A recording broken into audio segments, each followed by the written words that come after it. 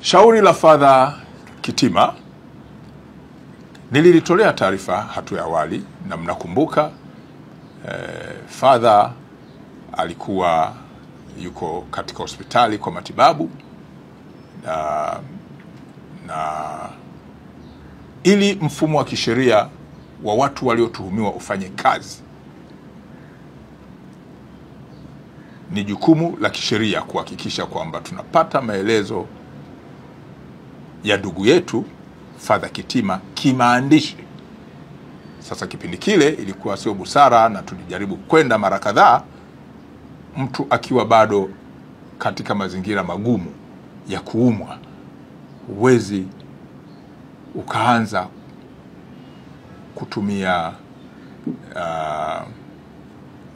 approach ya kwamba nataka maelezo.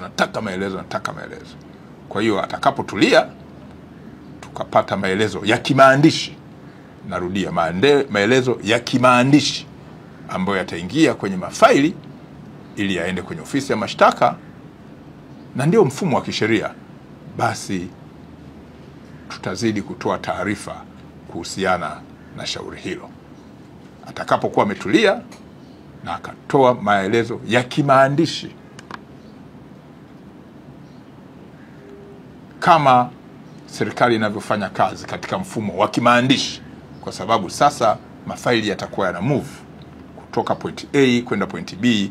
Sasa ukitaka kumuona Father unamuona kwa statement yake.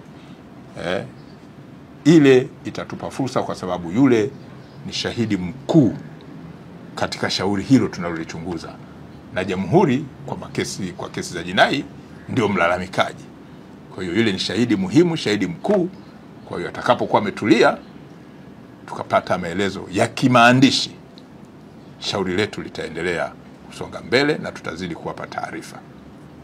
Kwa hiyo ni busara za kisheria, mtu anapokuwa yuko kwenye tatizo akitulia, basi kuna picha anaweza akawapa ya ziada kuhusiana na kitu mnachokichunguza, ukiacha taarifa tulizozipata za awali, kwa sababu pale pia palikuwa na watu ambao tuliwahoji, zile tulizisimamia katika kufanya yale tuliyoyafanya.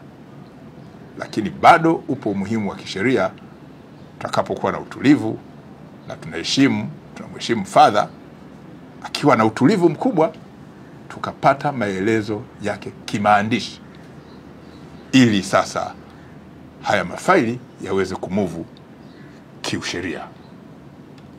Kwa hiyo bado tunafanya kazi nzuri kubwa ya kuhakikisha kwamba usalama unaimarika kwa watu wote katika jiji letu